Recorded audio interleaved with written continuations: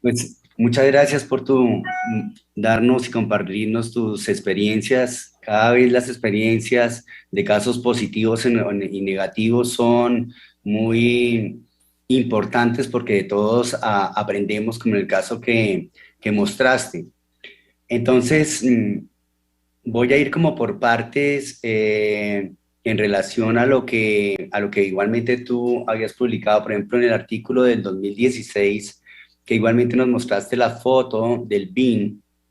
Te quería hacer una pregunta. A veces es complejo cuando las personas evalúan la lesión y definen y van a definir la conducta por endoscopia. Para definir qué es una lesión visible y cuáles no, porque depende si tienes alta definición o no la tienes. Y en los centros de remisión en Estados Unidos vas a encontrar que hay mucho más de tratamientos para displasia con mucosectomía y después radioablación que en otras partes donde solo se hace radiofrecuencia. E igualmente los resultados empiezan a ser diferentes. Entonces, a ti que te gusta toda esa parte de diagnóstico, ¿qué criterios tienes realmente para decir que la lesión es visible o no es visible? Una buena pregunta. Primero que nada, lo más relevante a mi juicio es tener bien limpio el esófago. Segundo, siempre las endoscopías de Barrett son especiales. Uno no es una endoscopía estándar. El objetivo es ir a uno quedarse tranquilo y descartar efectivamente que no hay displasia. Ahora, ¿cómo lo podemos ver? Primero, si es plano o no es plano. Ese es el primer fundamento. Para mí, el Barrett sin displasia idealmente tiene que ser muy liso. No pueden haber ninguna irregularidad. ¿Cómo podemos ver esa irregularidad? Muchas veces insuflando y quitando la insuflación. Esa es una primera cosa.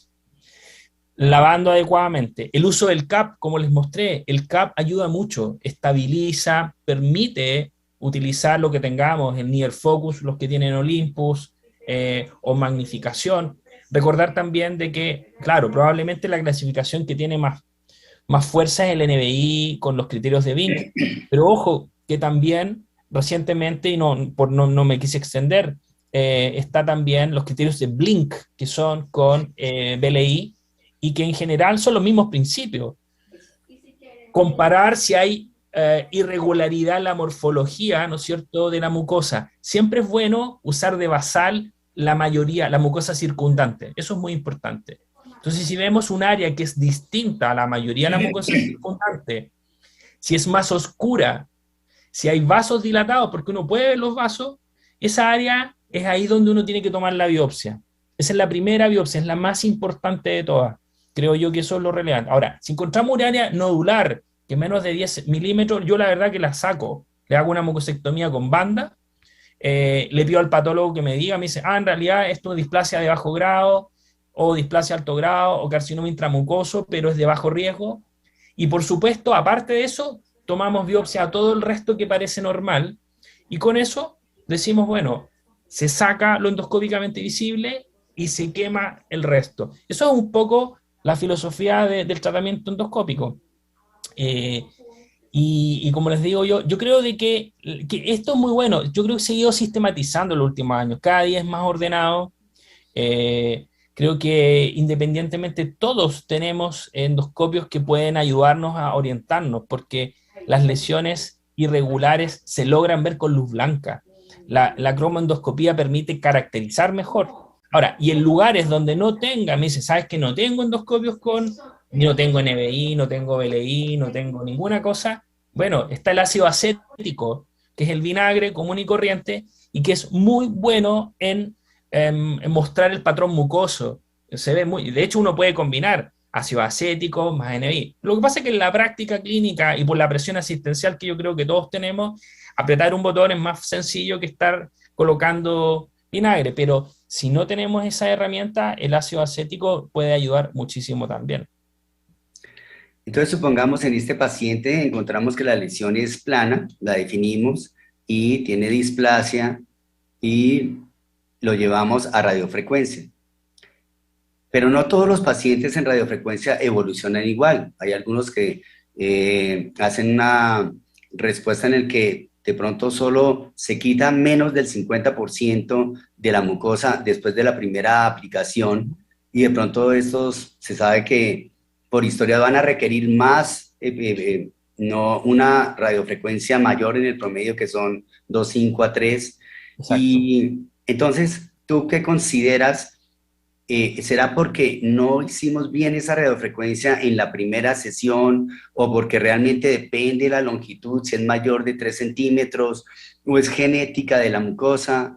Entonces, de pronto, pues quería ver tu relación técnica y de Sí. pronto, si la doctora Albi sabe si realmente hay algo que cambie dentro de que no todos los pacientes son iguales. ¿Habrá algo diferente en esa fisiopatología de todos estos pacientes que nosotros consideramos Barrett con displasia, pero los metemos en una sola bolsa, pero sean muy diferentes al final? Bueno, una cosa, la radiofrecuencia en general, cuando uno toma la decisión, generalmente, o sea, estamos hablando de radiofrecuencia de entrada, no mucosectomía, generalmente es en un Barrett, que es plano, que la verdad que el diagnóstico de la displasia generalmente fue displasia de bajo grado y sobre todo porque el patólogo en el protocolo de Seattle le apareció, o tal vez una pequeña área alterada, ¿no es cierto?, que también nos dio eso. Yo creo que hay que reservarlo para eso. Si tenemos una área que endoscópicamente no nos deja tranquilo, que es un poco nodular, que es deprimida, yo siempre me inclino más por resección, ¿de acuerdo? Eso es como primer mensaje. Ahora, en general, los pacientes que se someten a radiofrecuencia tienen muy buena respuesta, 80, 90%. Nosotros en nuestra serie hemos tenido muy buenos resultados, pero también les decimos que no es una, sino que son al menos 2 o 3 sesiones. Esa es la primera cosa. Le decimos, es 2 o 3 sesiones, cada 3, cada 4 meses. Ese es un proceso de un año en el cual al paciente hay que educarlo en cuanto a disminuir su riesgo, o sea, mejorar todos sus hábitos integralmente. Creo que eso es muy importante para el éxito de la radiofrecuencia también. Y efectivamente, siempre hay casos difíciles. Tuve hace poco un caso con una radiofrecuencia por displasia a bajo grado, y era un Barrett chiquitito, una cosa de 12, 15 milímetros, y que volvió a aparecer en un hombre joven, y finalmente ya a mí me molestó tanto que, como volvió a aparecer, le hice una resección y era un cáncer intramucoso. Entonces, es cierto, hay algunos casos que son un poquito más difíciles, pero yo creo que la gran mayoría andan bien con radiofrecuencia. Y las radiofrecuencias que no andan bien, yo creo que ahí, en esas áreas que recurren, uno podría, ¿no es cierto?, realizar una resección para tener un mejor diagnóstico y muchas veces se nos escapan. Recuerden una cosa, y la doctora ya lo mencionó también, se sabe que no todo es por la displasia. Algunos pacientes tienen alteraciones propias, genéticas, que son distintas. Ahí está mucho de los estudios con el P53, que también son un predictor de mala respuesta o de mayor progresión. No sé, doctora, ¿qué opina usted? Sí, yo quiero comentar con respecto a eso de el seguimiento de los pacientes con radiofrecuencia es muy importante. El simple hecho de hacerle endoscopia posterior para el seguimiento es necesario la toma de biopsias, porque muchas veces ya no vamos a ver la lengüeta de Barrett, pero sí debemos tomar biopsias tanto por encima de la línea Z como por debajo de la misma, porque allí puede encontrar uno lesiones que sugieran que hay riesgo de displasia. A veces nos confiamos con radiofrecuencia y hacemos la endoscopia posterior y lo vemos tan normal. Hoy hicimos un caso de esos que creo que Reinaldo y Andrés lo hicieron, de la paciente que tenía la displasia de alto grado en la lesión levantada. La endoscopia era completamente normal, pero hoy le tomamos biopsia de toda la circunferencia de la línea Z y tomamos en los pliegues gástricos también. Creo que el seguimiento es importante porque la recidiva no es despreciable, puede alcanzar hasta un 15%. Así es. Entonces, sí es importante hacer el control posterior a la radiofrecuencia. No, yo no tengo mucha experiencia en radiofrecuencia, he tenido muchos pacientes, pero se los he cedido a mis colegas, pero siempre estoy presente cuando ellos la realizan. Realmente Pienso que es una buena, muy buena conducta, con muy buenos resultados. Hemos visto con nuestros pacientes que cuando hay lesiones levantadas, pues definitivamente la mucosectomía o la disección submucosa es la terapia de elección y los resultados han sido satisfactorios. Sí, hay una parte interesante que ustedes hablan en relación al manejo integral que muchas veces no se hace. Y es tanto que los centros de remisión han intentado disminuir sus tasas de recurrencia hasta haciendo que ese paciente, cuando antes después de haberle hecho la mucosectomía y la aplicación, y el paciente tiene una hernia y tal, se le manda a hacer cirugía y hacer una cirugía antirreflujo para bloquear tanto el ácido como la bilis y todos los mecanismos agresivos, y a veces hasta se hace también pH-metrías posteriormente de todo eso para definir si se continúa con el medicamento o no. Entonces, ¿ustedes creen que realmente tenemos... esa va a ser la idea en un futuro, que de pronto que le haga primero una cirugía antirreflujo y después le siga haciendo la terapia endoscópica de erradicación? Bueno, yo creo que definitivamente el esófago de Barrett es una patología que requiere manejo definitivo, y una de las conductas, y de hecho es la única indicación aprobada por la FDA para el uso crónico de inhibidores de bomba de protones, para hacerlo indefinido el uso de ellos. Considero que muchos pacientes pueden terminar en cirugía antirreflujo, porque es una de las indicaciones. Sabemos que el riesgo del Barrett, sí, definitivamente es el reflujo, y si existe la posibilidad de impedir que ese reflujo persista, con la cirugía antirreflujo lo podemos llevar. Yo soy, como tú sabes, no soy hincha número 1 de la cirugía antirreflujo por las complicaciones que quizás porque yo manejo neurogastroenterología veo. Veo mucho paciente con disfagia posoperatoria, no a las 6 semanas, después de las 6 semanas, y yo tengo ya 3 pacientes que ha tocado deshacerles el Nissen.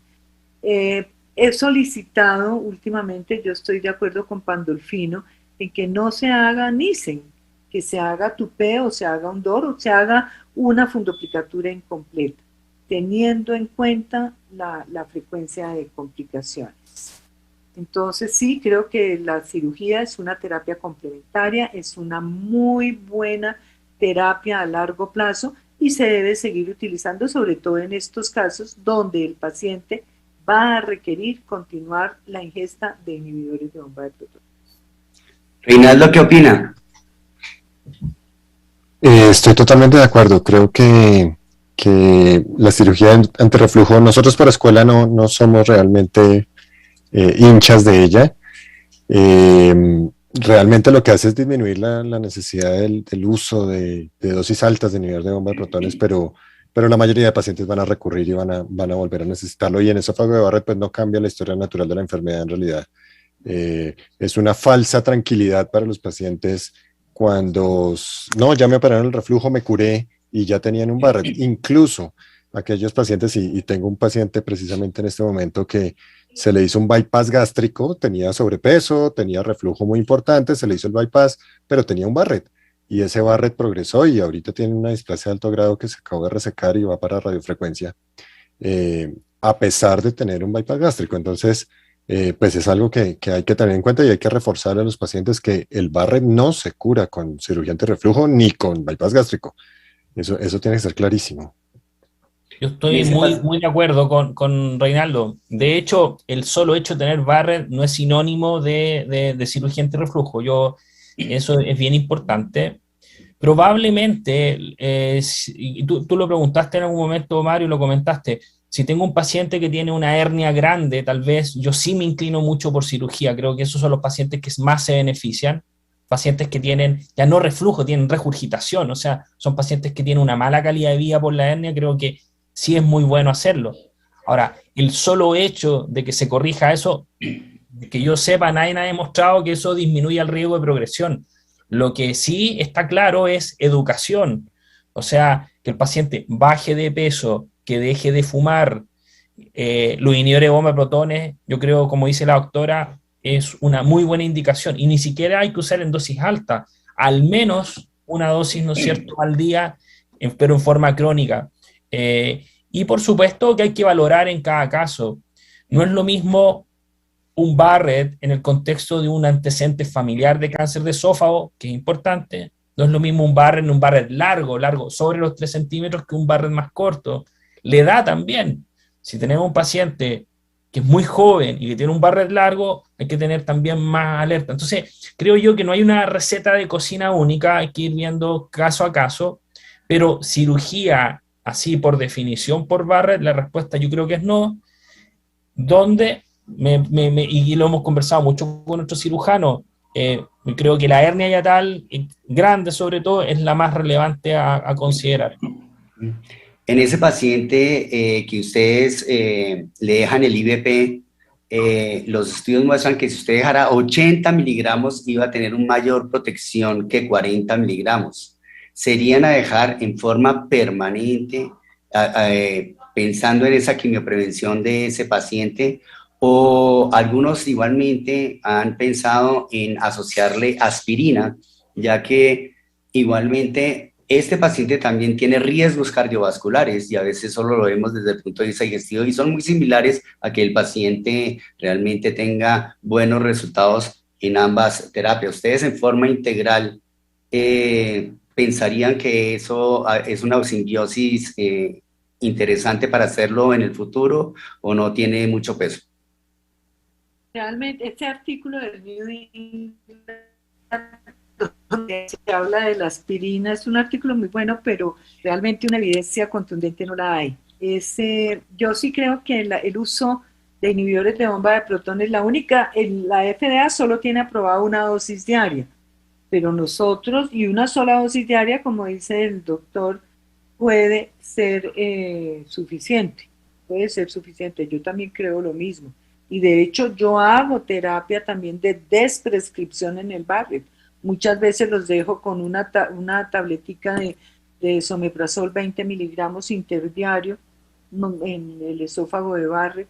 Realmente no les doy dosis altas, pero también he llegado a usar 80 miligramos diarios de inhibidores de bomba de protones sin tener ningún tipo de inconveniente, digo la verdad. Es claro que están descritos los efectos secundarios de los inhibidores de bomba de protones. Quizás uno de los que más visto es la nefritis intersticial, pero no le tengo temor a su uso.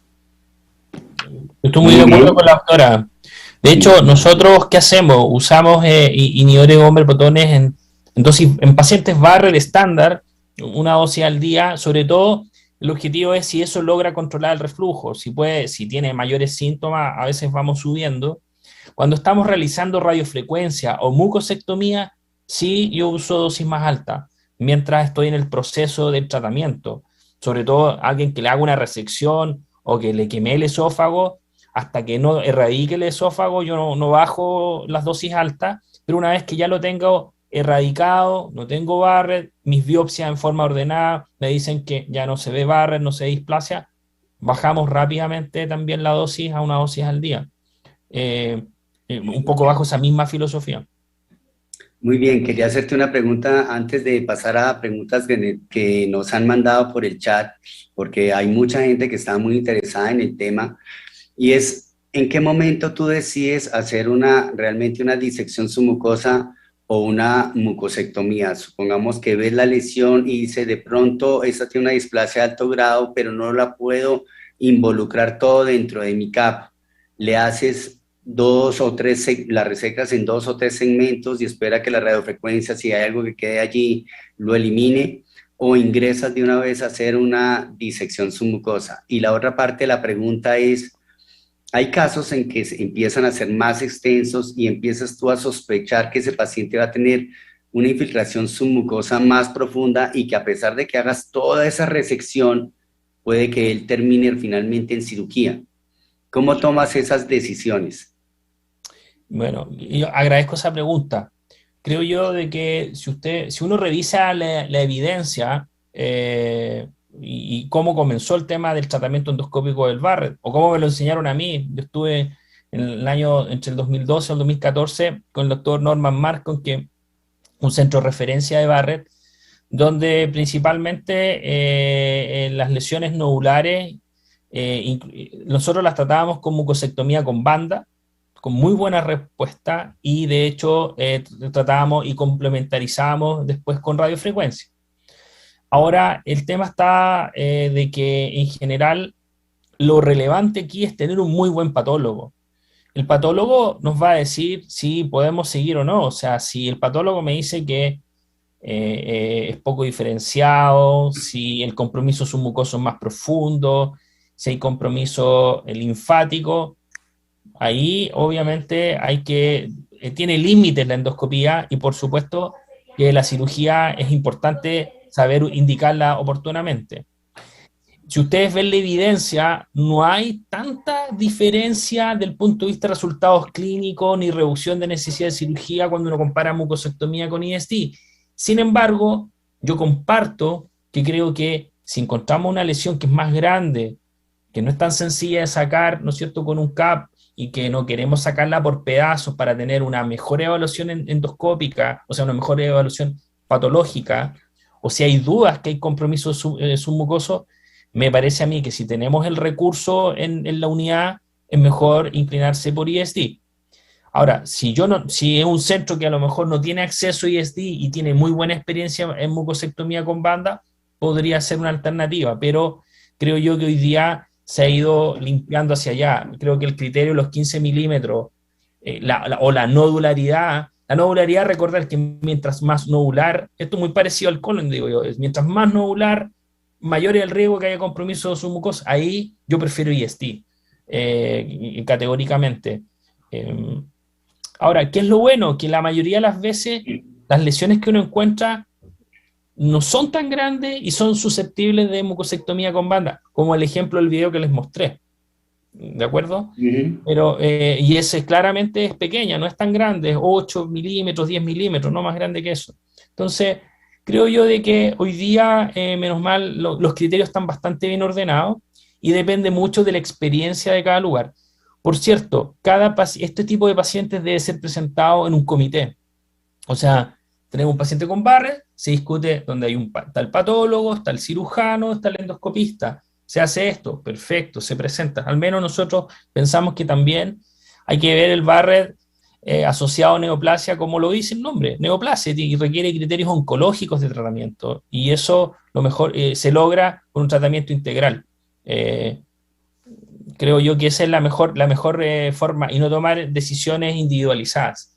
Uno tiene que trabajar en equipo, uno tiene que tener un cirujano que opere bien esófago y que le diga, oye, mira, tengo un paciente con tales características, le voy a sacar esto, revisémoslo, a lo mejor va a ir para ti, no sé.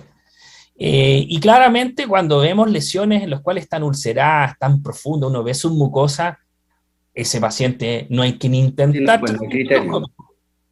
Ahí, por ejemplo, el paciente que les mostré, ese paciente, ustedes lo vieron, que tomar buenas biopsias y hay que probablemente pedirle un PET-CT para ver después el tema del compromiso linfático y una buena evaluación quirúrgica. Creo yo que hay que ser juicioso. La endoscopía tiene sus límites y hoy día las guías están cada vez más ordenadas. Si uno ve, las guías están bastante parecidas. Las de los últimos 3 años creo que no han tenido grandes cambios.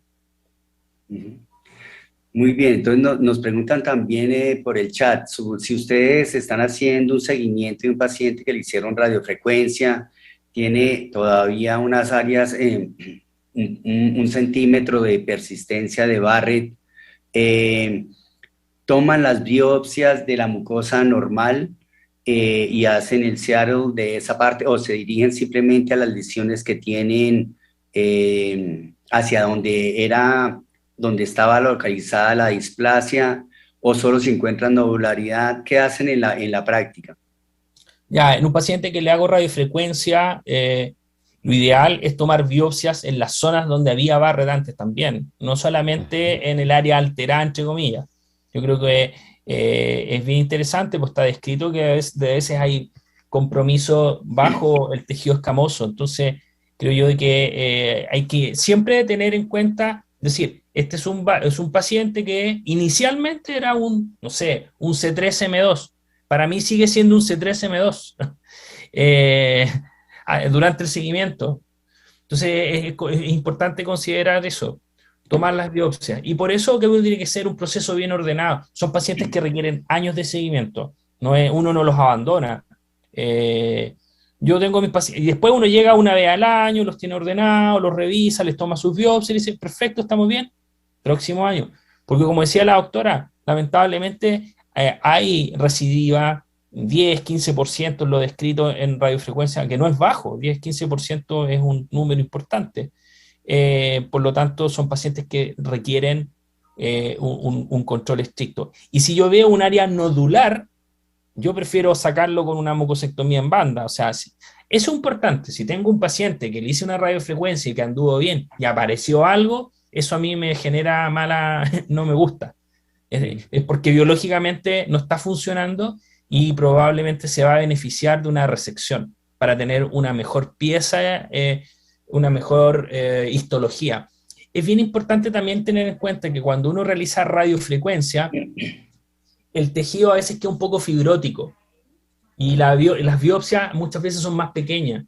Entonces, ojo, hay que tener cuidado también con ese. O sea, necesitamos buena calidad y si tenemos un área nodular, prefiero ahí, o un área que está creciendo, mejor resección. Muy bien. Yo quería hacerles una pregunta, doctora Hani, y también quería escuchar la opinión de Alberto. Tenemos el otro lado del espectro, que son las lesiones que en varios de los consensos se hablan como ultracortas, lesiones de menos de 1 centímetro, en donde endoscópicamente pues hay un tejido muy, muy sugestivo de esófago de Barrett. Sin embargo, sabemos que el riesgo de progresión a displasia de esas lesiones es casi igual al de la población general, o igual tal vez. ¿Ustedes toman biopsias de esas, las informan o no?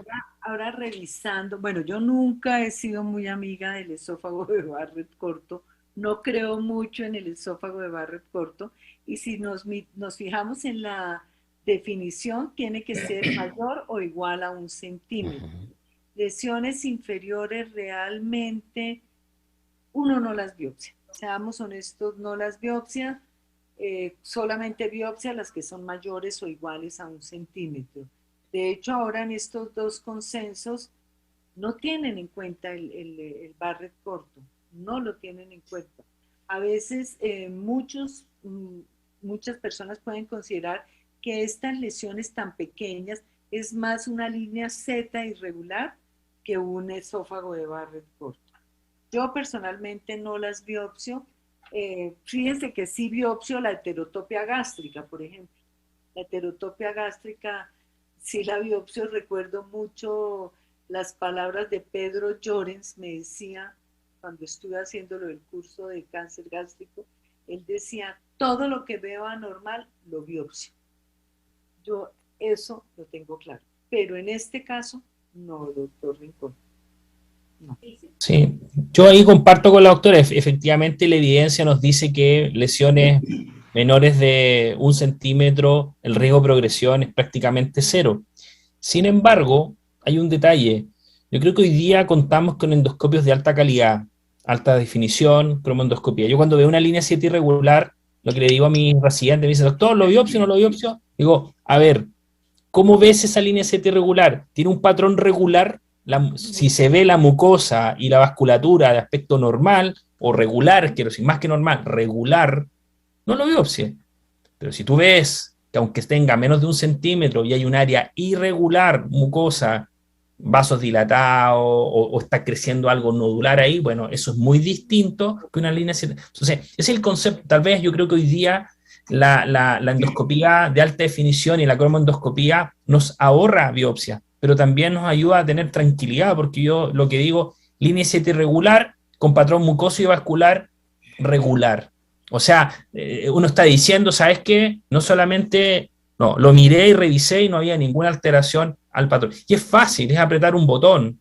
Entonces, yo creo de que ese es el único detalle. Pero es cierto, conceptualmente parece razonable inicialmente no biopsiarlo, salvo que yo tenga una duda a la visión micro, que ese sería mi salvedad. Hay algo interesante también es que cuando yo le preguntaba a los que participaron directamente en el consenso, cuál era la situación relevante que encontráramos células caliciformes dentro de ese barret que medía 8 milímetros, pero no, al no ser más de 1 centímetro, entonces diríamos que no hay barret y negaríamos la situación. Entonces, aquí lo que me han contestado es que el peso va a ser en relación a las implicaciones sociales y el gasto económico ante toda la población de hacer un screening en el que termina siendo un margen muy pequeño de los pacientes que van a evolucionar, porque igualmente van a evolucionar algunos y ahí vamos a tener y así como tú dices, claro, es diferente cuando yo evalúo todo con alta definición, un esófago muy limpio, etcétera, a cuando en la práctica simplemente se ven endoscopias, pues donde las mostraste que simplemente se ve que la línea Z está subida y nada más. Hay una parte ahí interesante si uno realmente, si nosotros no hiciéramos el criterio que se hizo hace algunos años que tenía la Sociedad Británica, que usted ese Barrett le hiciera un control al año, evaluara que no progresó, ¿sí? Y después ya siguiera hacia los 3 años. Y a veces puede ver unos pacientes que rápidamente tienen una fisiopatología mucho más rápida y de pronto uno pudiera filtrarlos de esa forma. Es algo que de pronto pienso, pero que igualmente no está en las guías.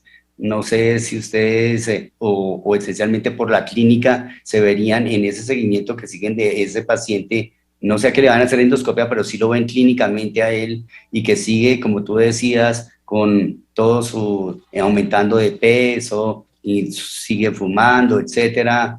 Si harían algo así intermedio para encontrar ese paciente de riesgo. No, a mí a mí me preocupa el Barrett, yo voy a ser muy honesta. A mí cuando Speckler publicó... Alvis, habla un poquito más duro que casi no se oye, por favor. Ok.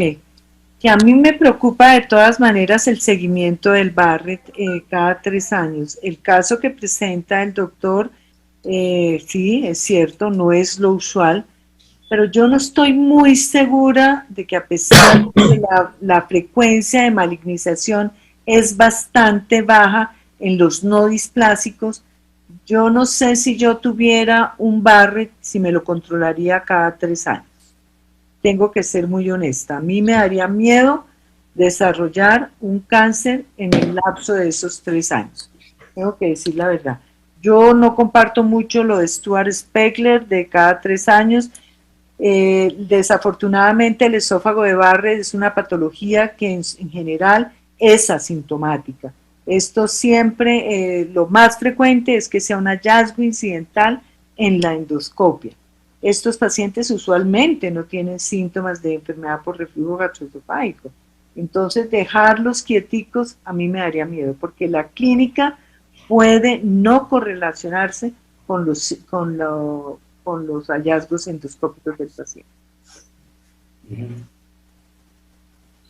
Sí. Muy bien, pues el doctor Espino quisiera anotar algo como de última, como algo para concluir. Sí, yo lo que invito a los que nos están escuchando y que les interesó el tema del Barrett es que inviertan tiempo en leer tips, cómo hacer una buena endoscopía. Hoy día, como les digo, sobre todo lo que es micro, el Barrett requiere mirarse con calma, en forma ordenada, se van a encontrar sorpresas. De repente uno dice, no es lo mismo mirarlo rápido, entrar, sacar o tomar biopsia. No, es importante darse el tiempo. Y yo creo que algunos así banderas rojas son Barrett largo. Para mí un Barrett arriba de 3 centímetros hay que mirarlo con mucha detención. Usar ojalá CAP, usar NBI, lavar bien, tomar biopsias dirigidas, creo que eso es. Y ustedes vieron los datos, hasta un 20% hay un miss rate de neoplasia en las endoscopías índice, no es bajo. Lo otro, este indicador de calidad, siempre digo, un poco extrapolado de lo que es colonoscopía. Hay 2 revisiones sistemáticas, 5 y 7%. O sea, si yo veo 100 barres, debería estar encontrando a lo menos, ¿no es cierto?, 5 o 7 pacientes con displasia. Y si veo 100 barras y no encuentro nunca displasia, porque no la estoy diagnosticando. Entonces, creo yo que hoy día hay indicadores de calidad que hay que considerar, esa evidencia que está ahí, y que hay que entrenarse. O sea, creo que no es algo imposible, no, es difícil verlo. Si se puede ver, si uno es sistemático, lo puede aprender a ver. Pues muchas gracias, es un viaje apasionante por este tema.